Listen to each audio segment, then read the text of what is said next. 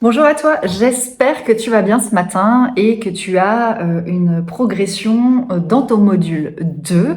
Aujourd'hui, on va voir un élément qui est quasiment fondamental parce que si tu navigues un petit peu sur les réseaux sociaux et sur les groupes de modèles photos, de books professionnels, etc., il est important de revoir un langage que tu as peut-être déjà entendu parler ou peut-être pas, peut-être que tu vas le découvrir. On va parler d'un langage amateur, semi-professionnel et professionnel. Alors, clairement, quelle est la différence entre un mannequin professionnel, un mannequin semi-pro et un mannequin amateur? Alors, clairement, déjà, aucun. Parce qu'un mannequin reste un mannequin. Donc un mannequin est professionnel, il est engagé par une agence de mannequins, comme tu l'as bien compris, il est salarié de l'agence. Donc techniquement, il a un statut de professionnel en tant que salarié auprès d'une agence de mannequins. Ça, c'est le premier point.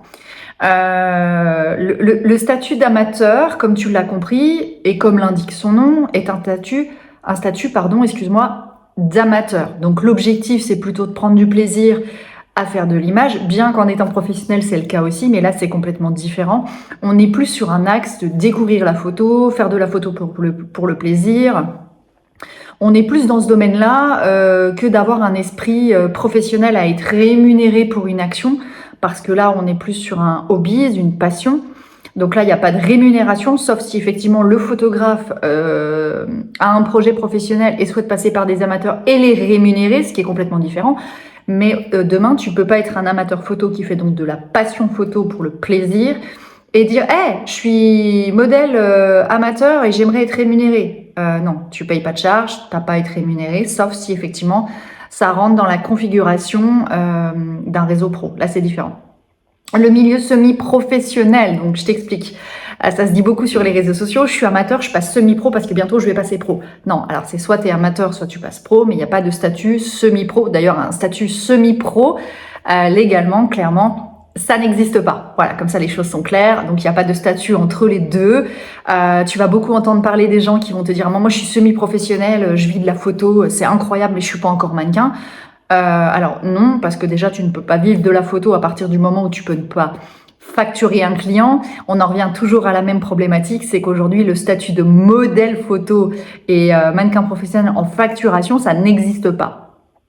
Sauf si évidemment tu as créé un espèce de statut juridique d'auto-entrepreneur qui est pas très clair et que là tu te dis bah je vais facturer tout le monde à gogo, mais alors attention au contrôle fiscal derrière.